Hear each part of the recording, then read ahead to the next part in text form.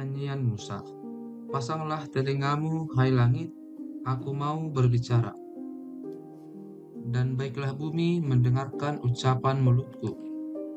Mudah-mudahan pengajaranku menitik laksana hujan, perkataanku menetes laksana embun, laksana hujan renai ke atas tunas muda, dan laksana dirus hujan ke atas tumbuh-tumbuhan. Sebab nama Tuhan akan kuserukan, berilah hormat kepada Allah kita, gunung batu yang pekerjaannya sempurna, karena segala jalannya adil, Allah yang setia dengan tiada kecurangan, adil dan benar Dia. Berlaku busuk terhadap Dia mereka yang bukan lagi anak-anaknya, yang merupakan noda, suatu angkatan yang bengkok dan belat-belit. Demikianlah engkau mengadakan pembalasan terhadap Tuhan, hai bangsa yang bebal dan tidak bijaksana. Bukankah Ia Bapamu yang mencipta engkau, yang menjadikan dan menegakkan engkau? Ingatlah kepada zaman dahulu kala, perhatikanlah tahun-tahun keturunan yang lalu. Tanyakanlah kepada ayahmu, maka ia memberitahukannya kepadamu. Kepada para tua-tuamu, maka mereka mengatakannya kepadamu. Ketika Sang Maha Tinggi membagi-bagikan milik pusaka kepada bangsa-bangsa, ketika Ia memisah-misah anak-anak manusia, maka Ia menetapkan wilayah bangsa-bangsa menurut bilangan anak-anak Israel. Tetapi bagian Tuhan ialah umat-Nya, Yakub ialah milik yang ditetapkan baginya. Didapatinya Dia di suatu negeri, di padang gurun, di tengah-tengah ketandusan dan auman padang belantara. Dikelilinginya Dia dan diawasinya, dijaganya sebagai biji matanya. Laksana Raja Wali menggoyang bangkitkan isi sarangnya, melayang-layang di atas anak-anaknya, mengembangkan sayapnya, menampung seekor, dan mendukungnya di atas kepaknya.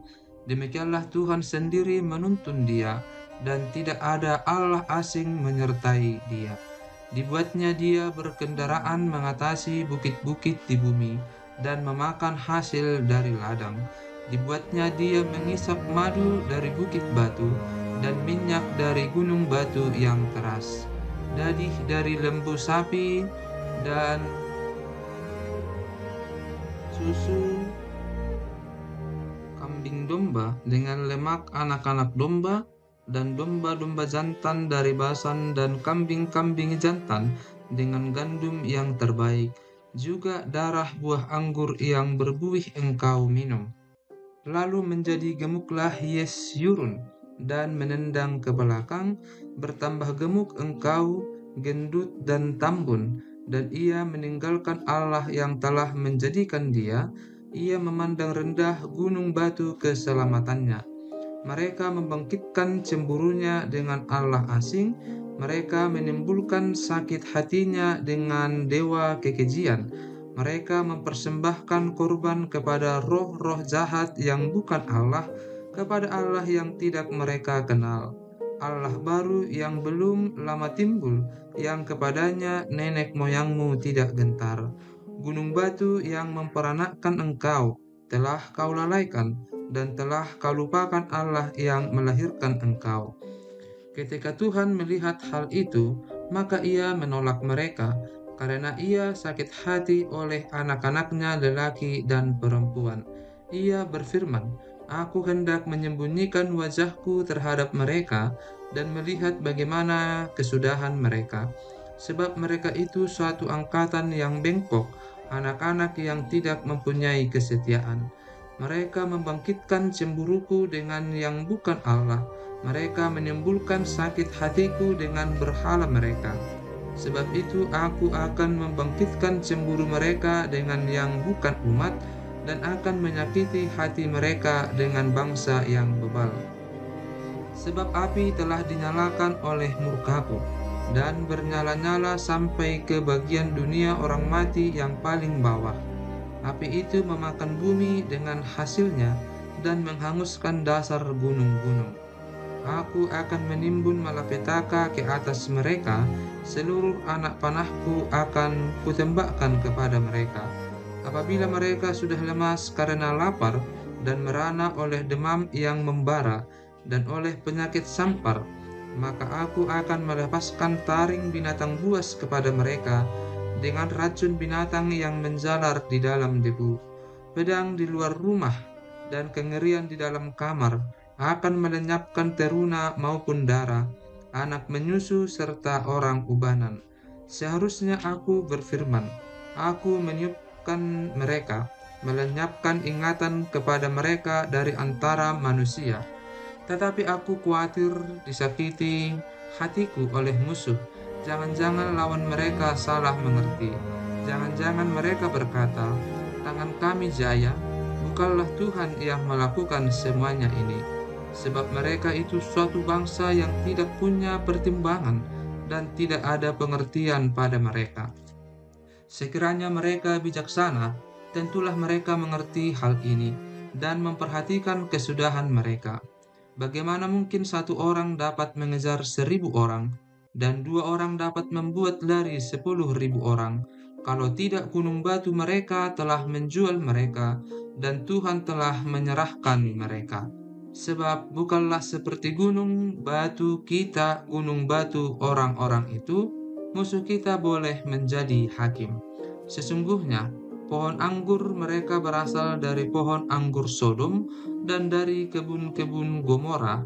Buah anggur mereka adalah buah anggur yang beracun, pahit gugusan-gugusannya. Air anggur mereka adalah racun ular dan bisa ular tedung yang keras ganas. Bukankah hal itu tersimpan padaku, termeterai dalam perbendaharaanku? Hakkulah dendam dan pembalasan pada waktu kaki mereka goyang, sebab hari bencana bagi mereka telah dekat, akan segera datang apa yang telah disediakan bagi mereka. Sebab Tuhan akan memberi keadilan kepada umatnya dan akan merasa sayang kepada hamba-hambanya. Apabila dilihatnya bahwa kekuatan mereka sudah lenyap, dan baik hamba maupun orang merdeka sudah tiada, maka ia akan berfirman, di manakah Allah mereka, gunung batu tempat mereka berlindung, yang memakan lemak dari korban sembelihan mereka, meminum anggur dari korban curahan mereka? Biarlah mereka bangkit untuk menolong kamu, sehingga kamu mendapat perlindungan. Lihatlah sekarang bahwa akulah Dia, tidak ada Allah kecuali aku. Akulah yang mematikan dan yang menghidupkan. Aku telah meremukkan, tetapi akulah yang menyembuhkan, dan seorang pun tidak ada yang dapat melepaskan dari tanganku. Sesungguhnya aku mengangkat tanganku ke langit dan berfirman, demi aku yang hidup selama-lamanya. Apabila aku mengasah pedangku yang berkilat-kilat dan tanganku memegang penghukuman, maka aku membalas dendam kepada lawanku dan mengadakan pembalasan kepada yang membenci aku. Aku akan memabukkan anak panahku dengan darah, dan pedangku akan memakan daging. Darah orang-orang yang mati tertikam dan orang-orang yang tertawan dari kepala-kepala musuh yang berambut panjang. Bersorak-sorailah, hai bangsa-bangsa karena umatnya, sebab ia membalaskan darah hamba-hambanya, ia membalas dendam kepada lawannya, dan mengadakan pendamaian bagi tanah umatnya. Nasihat Musa yang terakhir. Lalu datanglah Musa bersama-sama dengan Yosua bin Nun dan menyampaikan ke telinga bangsa itu segala perkataan nyanyian tadi. Setelah Musa selesai menyampaikan segala perkataan itu kepada seluruh orang Israel, berkatalah ia kepada mereka, perhatikanlah segala perkataan yang kuperingatkan kepadamu pada hari ini, supaya kamu memerintahkannya kepada anak-anakmu untuk melakukan dengan setia segala perkataan hukum Taurat ini. Sebab perkataan ini bukanlah perkataan hampa bagimu, tetapi itulah hidupmu, dan dengan perkataan ini akan lanjut umurmu di tanah, kemana kamu pergi, menyeberangi sungai Yordan untuk mendudukinya. Ajal Musa mendekat. Pada hari itulah juga Tuhan berfirman kepada Musa, "Naiklah ke atas pegunungan Abarim, ke atas gunung Nebo yang di tanah Moab, di tentangan Jeriko, dan pandanglah tanah Kanaan yang kuberikan kepada orang Israel menjadi miliknya. Kemudian engkau akan mati di atas gunung yang akan kau naiki itu, supaya engkau dikumpulkan kepada kaum leluhurmu, sama seperti Harun kakakmu sudah meninggal di gunung Hor dan dikumpulkan kepada kaum leluhurnya. Oleh sebab kamu telah berubah setia terhadap aku di tengah-tengah orang Israel, dekat mata air Meriba, di Kades, di padang gurun Zin, dan oleh sebab kamu tidak menghormati kekudusanku di tengah-tengah orang Israel. Engkau boleh melihat negeri itu terbentang di depanmu, tetapi tidak boleh masuk ke sana, ke negeri yang kuberikan kepada orang Israel." Berkat Musa kepada suku-suku Israel. Inilah berkat yang diberikan Musa, abdi Allah itu, kepada orang Israel sebelum ia mati. Berkatalah ia, "Tuhan datang dari Sinai dan terbit kepada mereka dari Seir. Ia tampak bersinar dari pegunungan Paran dan datang dari tengah-tengah puluhan ribu orang yang kudus. Di sebelah kanannya tampak kepada mereka api yang menyala. Sungguh ia mengasihi umatnya, semua orangnya yang kudus. Di dalam tanganmulah mereka, pada kakimulah mereka duduk, menangkap sesuatu dari firman-Mu." Musa telah memerintahkan hukum Taurat kepada kita, suatu milik bagi jemaah Yakub. Ia menjadi raja di Yesyurun ketika kepala-kepala bangsa datang berkumpul, yakni segala suku Israel bersama-sama. Biarlah Ruben hidup dan jangan mati, tetapi biarlah orang-orangnya sedikit jumlahnya. Dan inilah tentang Yehuda, katanya, "Dengarlah, ya Tuhan, suara Yehuda dan bawalah dia kepada bangsanya. Berjuanglah baginya dengan tanganmu, dan jadilah engkau penolongnya melawan musuhnya." Tentang Lewi ia berkata, "Biarlah Tumim dan Urimmu menjadi kepunyaan orang yang kau kasihi, yang telah kau coba di Masa, dengan siapa engkau berbantah dekat mata air Meriba, yang berkata tentang ayahnya dan tentang ibunya, 'Aku tidak mengindahkan mereka.' Ia yang tidak mau kenal saudara-saudaranya dan acuh tak acuh terhadap anak-anaknya. Sebab orang-orang Lewi itu berpegang pada firman-Mu dan menjaga perjanjian-Mu. Mereka mengajarkan peraturan-peraturan-Mu kepada Yakub, hukum-Mu kepada Israel. Mereka menaruh ukupan wangi-wangian di depan-Mu dan korban yang terbakar seluruhnya di atas mezbah-Mu. Berkatilah, ya Tuhan, kekuatannya dan berkenallah kepada pekerjaannya. Remukkanlah pinggang orang yang melawan dia dan yang membenci dia, sehingga mereka tidak dapat bangkit." Tentang Benyamin ia berkata, "Kekasih Tuhan yang diam padanya dengan tenteram. Tuhan melindungi dia setiap waktu dan diam di antara lereng-lereng gunungnya." Tentang Yusuf ia berkata, "Kiranya negerinya diberkati oleh Tuhan dengan yang terbaik dari langit, dengan air embun dan dengan air samudra raya yang ada di bawah, dengan yang terbaik dari yang dihasilkan matahari, dan dengan yang terbaik dari yang ditumbuhkan bulan, dengan yang terutama dari gunung-gunung yang sejak dahulu, dan dengan yang terbaik dari bukit-bukit yang berabad-abad, dan dengan yang terbaik dari bumi serta segala isinya, dengan perkenanan dia yang diam dalam semak duri.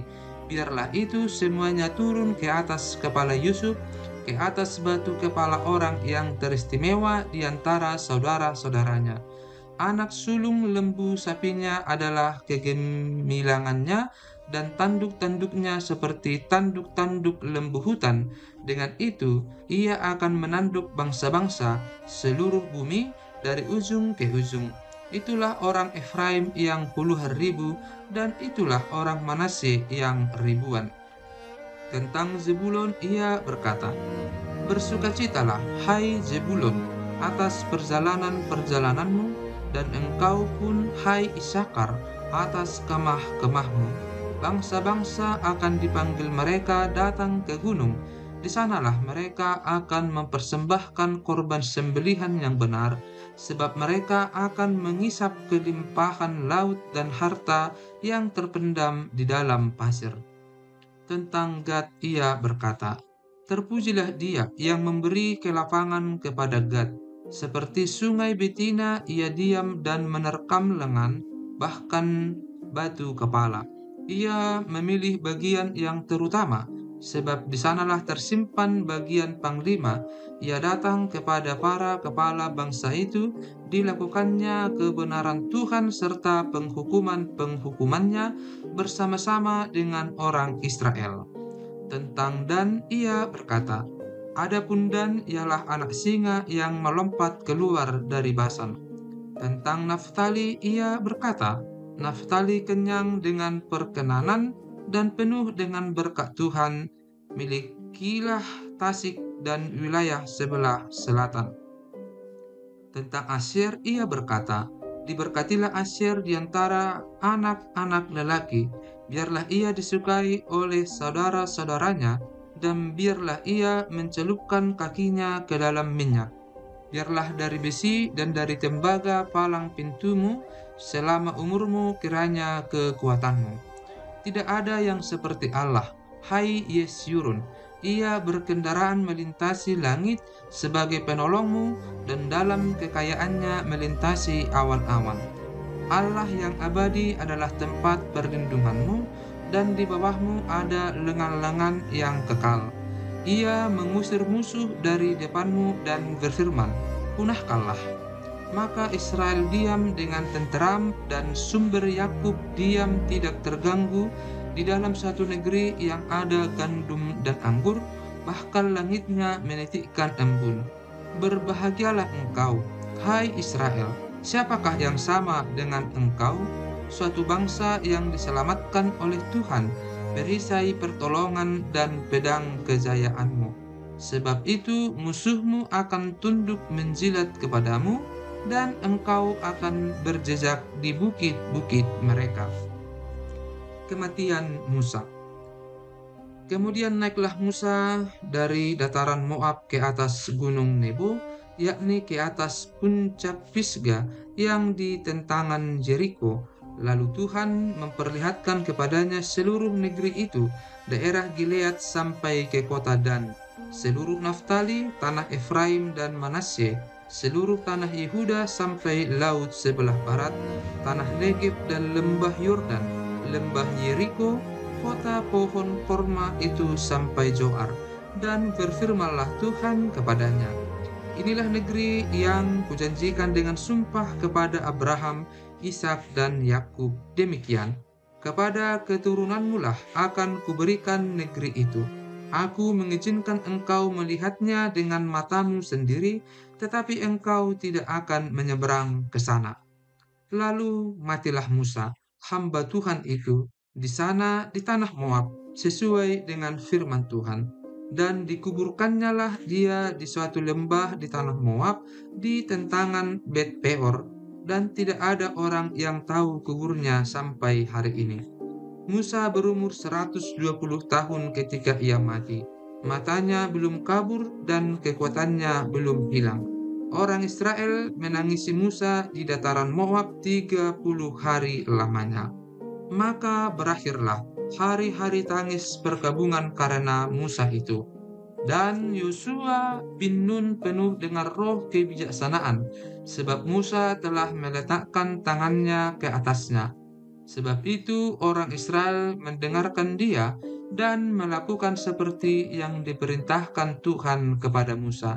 Seperti Musa yang dikenal Tuhan dengan berhadapan muka, tidak ada lagi nabi yang bangkit di antara orang Israel, dalam hal segala tanda dan mujizat yang dilakukannya atas perintah Tuhan di tanah Mesir terhadap Firaun dan terhadap semua pegawainya dan seluruh negerinya, dan dalam hal segala perbuatan kekuasaan dan segala kedahsyatan yang besar yang dilakukan Musa di depan seluruh orang Israel.